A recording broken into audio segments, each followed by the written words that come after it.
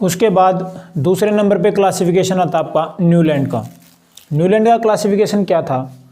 Newland ने 1869 के करीबन, एग्जैक्ट डेट हमें नहीं पता, 1865 से 1869 के बीच में, वैसे डेट मेंशन इतनी ज़्यादा ज़रूरी भी नहीं है कि कौन से सन में क्या था, लगभग 1860 और 70 के दशक की बात है कि जब इन्होंने अपना क्लासिफिकेशन स्टार्ट किया तो उस टाइम पे लगभग 56 एलिमेंट की डिस्कवरी हो चुकी थी। लगभग 56 एलिमेंट उस टाइम तक खोजे जा चुके थे जब इन्होंने अपना एक्सपेरिमेंट या अपना क्लासिफिकेशन स्टार्ट किया। जब इन्होंने एलिमेंट्स को क्लासिफाई करना स्टार्ट किया तो ये संगीत के बड़े प्रेमी थे, संगीत प्रेमी थे, तो इन्होंने जो बेसिक टोन होती है संगीत की, जो बेसिक 7 सुर होते हैं, उनको उठाया और उसी के आधार पे इन्होंने जो एलिमेंट्स थे उनको अरेंजमेंट कर दिया या उनको क्लासिफाई कर दिया। क्या था कि जैसे जो बेसिक 7 सुर होते हैं, सा, रे, गा, मा, पा, धा, नी, सा, उसके बाद फिर से सा से स्टार्ट, नी के बाद फिर से सा से स्टार्ट, यानी एक के बाद फिर 8वें नंबर पे कौन आया? वही सा। जब ये इनके बात में ये दिमाग आई, इनके दिमाग में जब ये बात आई कि क्यों ना एलिमेंट्स को जब हम increasing order of their atomic मास रख रहे हैं, बढ़ते क्रम में, परमाणु द्रव्यमान के बढ़ते क्रम में जब एलिमेंट्स को अरेंज करेंगे तो पहले के बाद 8वां एलिमेंट सिमिलर प्रॉपर्टी शो करेगा। जो संगीत के 7 सुर थे उसी के आधार पे इन्होंने एलिमेंट्स को क्लासिफाई करना स्टार्ट किया। जिसका एटॉमिक मास कम था उसको पहले रख दिया, जिसका थोड़ा सा ज़्यादा था उसको बाद में, जिसका और भी ज़्यादा था उसको और बाद में।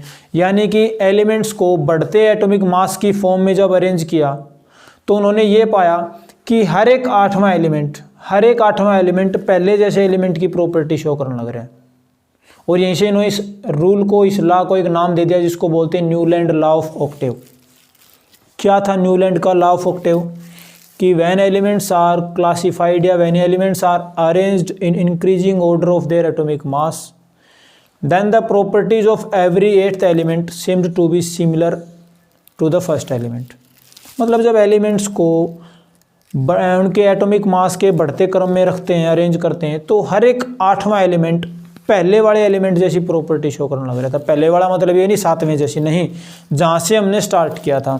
ये इनका क्लासिफिकेशन था। लिथियम से स्टार्ट किया, कैल्शियम पे ख़त्म। Lithium, beryllium, boron, carbon, nitrogen, oxygen, fluorine. उसके बाद sodium, magnesium, aluminium, silicon, phosphorus, sulphur, chlorine, potassium और कैल्शियम।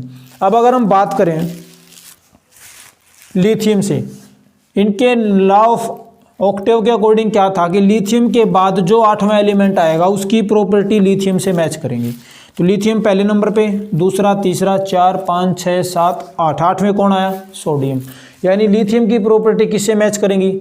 सोडियम से। बेरिलियम की बात करें, 1, 2, 3, 4, 5, 6, 7, 8। बेरिलियम के बाद 8वें नंबर पे कौन आया? मैग्नीशियम। यानी बेरिलियम की प्रॉपर्टी किससे मैच करेंगी? मैग्नीशियम से। अगर हम यहाँ से स्टार्ट करें बोरोन से, तो बोरोन के बाद तीसरा कौन आएगा? 8वां कौन आएगा? 1, 2, 3, 4, 5, 6, 7, 8 कौन आया? एल्यूमिनियम। यानी बोरोन की प्रॉपर्टी किससे मैच करेंगी? एल्यूमिनियम से। तो इनके लॉ ऑफ ऑक्टेव के अकॉर्डिंग क्या था कि जब एलिमेंट्स को बढ़ते एटॉमिक मास की फॉर्म में रखेंगे या increasing order of their atomic मास की फॉर्म में जब एडजस्ट करेंगे, अरेंज करेंगे, तो उस टाइम पे हर एक 8वां एलिमेंट पहले वाले एलिमेंट के प्रॉपर्टी जैसी प्रॉपर्टी शो करेगा। और इसीलिए इस रूल को, इस लॉ को नाम दिया न्यूलैंड लॉ ऑफ ऑक्टेव। ठीक है, ऑक्टेव का मतलब होता है 8। तो हर एक 8वां एलिमेंट अपने पहले वाले जैसे एलिमेंट की प्रॉपर्टी शो करेगा। नाम रख दिया न्यूलैंड लॉ ऑफ ऑक्टेव। अब इनकी भी कुछ लिमिटेशंस रहेगी। क्लासिफाई किया इन्होंने, ऐसी बात नहीं है, क्लासिफिकेशन किया। क्लासिफिकेशन, ये पहले ऐसे साइंटिस्ट थे जिन्होंने increasing order of their atomic मास रखा था, एलिमेंट्स को increasing order of their atomic मास रखा था, ये ऐसा अरेंजमेंट दिया था। तो क्या था इनकी लिमिटेशंस, क्या थी इनकी ड्रॉबैक क्या थी? पहली बात तो ये कि जैसे डोबर्नियर ने किया था कि डोबर्नियर ने उस टाइम पे जितने भी वेल नोन एलिमेंट्स थे उनको सभी को क्लासीफाई नहीं कर पाए थे वो, ये गलती इन्होंने भी कर दी कि इस टाइम जब इन्होंने अपनी डिस्कवरी स्टार्ट की 56 एलिमेंट की खोज हो चुकी थी और ये 56 के 56 एलिमेंट को क्लासीफाई नहीं कर पाए। केवल कुछ ही एलिमेंट थे जिनको ये क्लासीफाई कर पाए, बाकी के साथ कोई भी क्लासिफिकेशन के अंदर शामिल नहीं थे बाकी एलिमेंट। तो पहली इनकी जो ड्रॉबैक थी वो यही थी, मेजर ड्रॉबैक, कि ये भी सारे के सारे एलिमेंट्स को क्लासीफाई नहीं कर पाए। दूसरी, इनका जो क्लासिफिकेशन था, इनका जो लॉ ऑफ ऑक्टेव था, वो केवल लाइटर एलिमेंट के लिए था। लाइटर एलिमेंट मतलब जो हल्के एलिमेंट थे, यानी कि कैल्शियम तक 1 2 3 4 इनके एटॉमिक मास की फॉर्म में अगर रखें तो यहाँ तक कैल्शियम का एटॉमिक मास 40 है।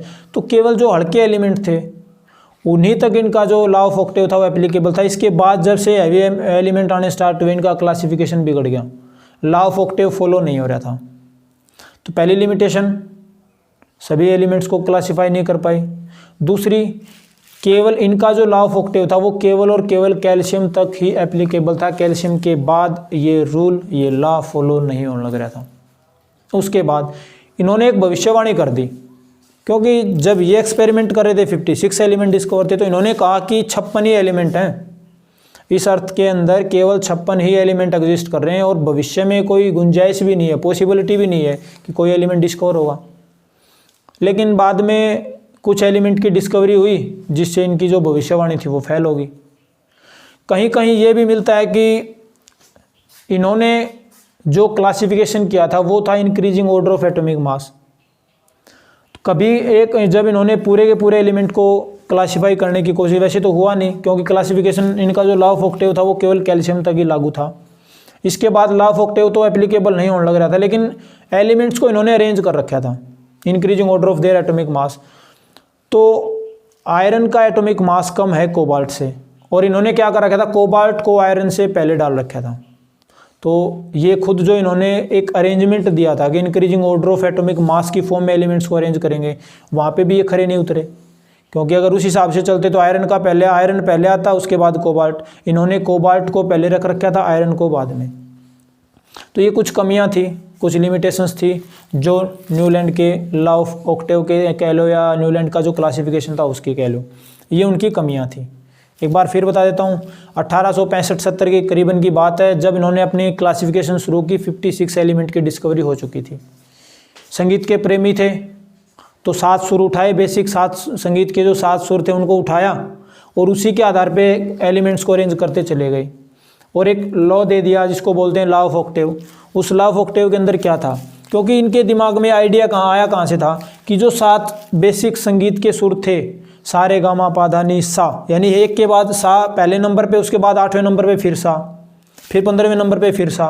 तो इन्होंने एलिमेंट्स को भी ऐसे अरेंज कर दिया increasing order of atomic mass, और ये बता दिया कि जब भी एलिमेंट्स को increasing order of atomic mass की फॉर्म में अरेंज करेंगे तो पहले वाला एलिमेंट होगा उसकी प्रॉपर्टी 8वें एलिमेंट के साथ मैच करेंगे। पहले वाला होगा उसके 8वें के साथ, दूसरे वाला होगा इसके 9वें के साथ, तीसरे वाला होगा इसके 11वें के साथ।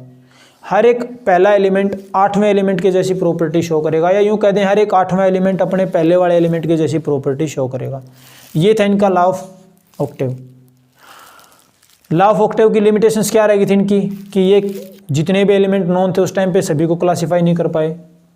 दूसरा, केवल लाइटर एलिमेंट थे, वहाँ तक इनका जो रूल था वो एप्लीकेबल था। उसके बाद लॉ ऑफ ऑक्टेव फॉलो नहीं होने लग रहा था। इन्होंने कहा था 56 एलिमेंट हैं, भविष्य में गुंजाइश नहीं है, पॉसिबिलिटी नहीं है कि कोई दूसरा एलिमेंट खोज होगा, पा जाएगा, मिल जाएगा। लेकिन धीरे धीरे टाइम बीतता गया, कुछ और एलिमेंट्स आते चले गए और वहाँ से इनकी जो भविष्यवाणी थी वो ख़त्म हो गई।